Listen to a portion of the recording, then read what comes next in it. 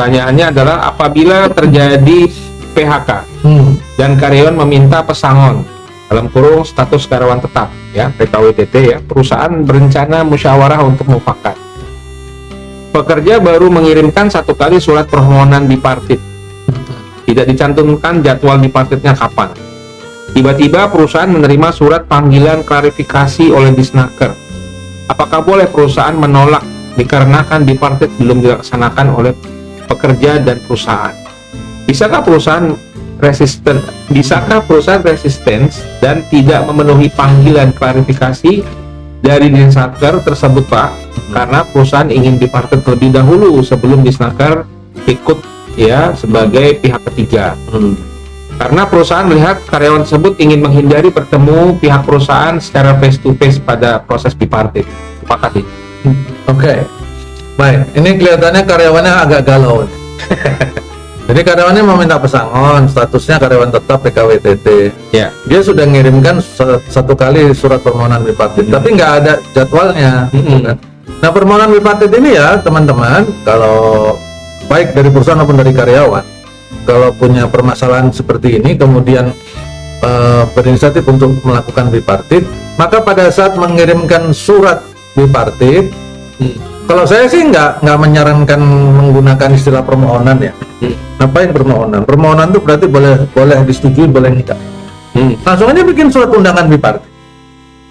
Nggak usah saling memohon. Dalam konteks dispute seperti ini, kedudukan para pihaknya kan sudah seimbang.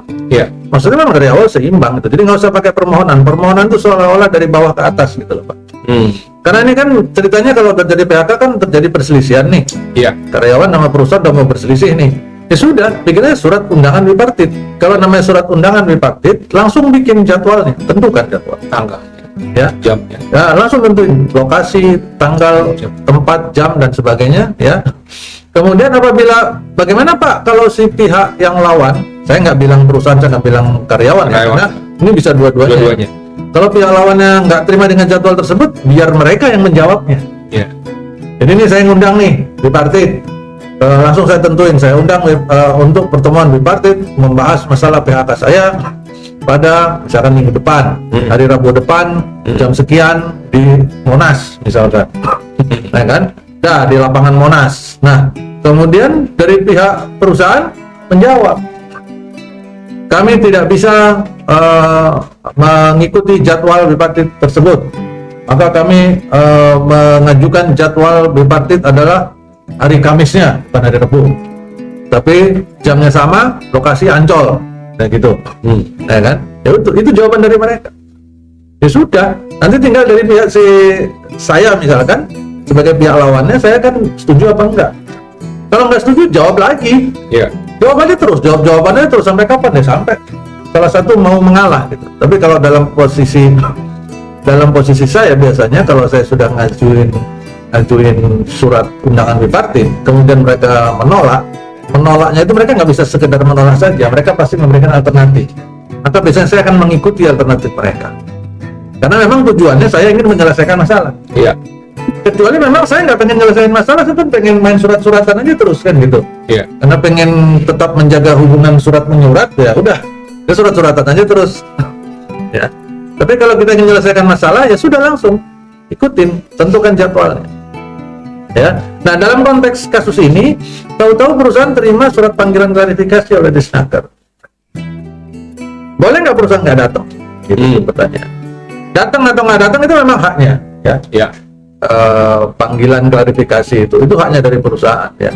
Cuman kalau saya menyarankan Bapak Ibu, oke, sebelum saran saya, kita perlu tahu panggilan klarifikasi ini kan ceritanya. Si Disnaker manggil kita, ingin mendengar apa sih yang sebenarnya terjadi. Ini belum masuk dalam proses mediasi. Iya. Karena Disnaker sebagai pemerintah, dia menerima pengaduan dari pihak lawan, kemudian dia memanggil kita untuk mengklarifikasi. Ini ada pengaduan nih, begini, bener nggak? Apa yang sudah dilakukan, kan gitu tuh. Nanti pada saat di waktu klarifikasi itu pasti ditanya, sudah bipartit belum, kan begitu. Iya. Oh belum Pak, gitu kan. Nah kalau belum ya berarti bipartit dulu. Sudah kembalikan kepada para pihak. Biasanya di sana akan begitu. Jadi nggak usah khawatir kalau menurut saya nih, kalau ini yang ditanya ini kebetulan si perusahaan yang bertanya, maka datang saja. Panggilan klarifikasi datang dan sampaikan apa yang terjadi saat ini. Yang si karyawan sudah ngajuin surat bipartit, Pak, tapi nggak dicantumkan jadwalnya. Iya. Jadi perusahaan belum bertemu sampai sekarang. Nggak apa-apa. Karena Bapak Ibu, demi hukum, proses mediasi yang ada di Disnaker tidak akan pernah dimulai tanpa ada risalah bipartit. Apabila terjadi proses mediasi, sidang mediasinya ya maksud saya, sidang mediasinya dimulai tanpa adanya risalah bipartit sebelumnya, maka mediasi tersebut menjadi cacat hukum. Cacat hukum. Kenapa? Karena syaratnya untuk memulai masuk dalam tahapan mediasi adalah menyelesaikan dulu tahapan bipartit. Maka Disnaker memanggil untuk klarifikasi itu ceritanya pengen tahu duduk perkaranya apa. Kalau sudah ada bipartit dia akan tanya mana risalahnya. Oh ini, oh sudah ada. Oke berarti kita masuk mediasi ya. Ya begitu. Kalau belum ada bipartit, Disnaker pasti akan mengembalikan. Silakan bipartit dulu ya berdua. Punya tempat enggak? Misalkan kadang ada nih para pihak yang saling egois. Yang satu maunya di tempat dia, yang satu nggak mau ke tempat dia, kan gitu. Susah. Akhirnya ya sudah, kalau gitu di Disnaker aja, pakai ruangan di Disnaker. Biasanya begitu.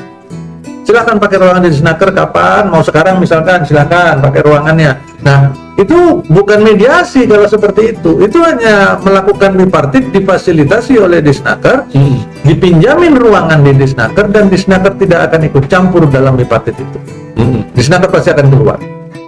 Silakan pakai ruangannya sejam atau 2 jam, saya tinggal ya. Nanti kalau saya bilang, Disnaker nggak akan ikut campur.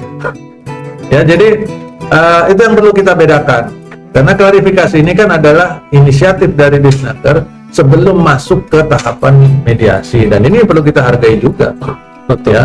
Jadi sebagai perusahaan yang beretikat baik atau pihak yang beretikat baik, maka panggilan klarifikasi ini nggak perlu kita khawatirkan. Datangin aja, datangin saja. Ya. Bahkan kadang-kadang yang memanggil klarifikasi bahkan bukan Disnaker. Iya. DPRD kadang-kadang ikut-ikutan manggil.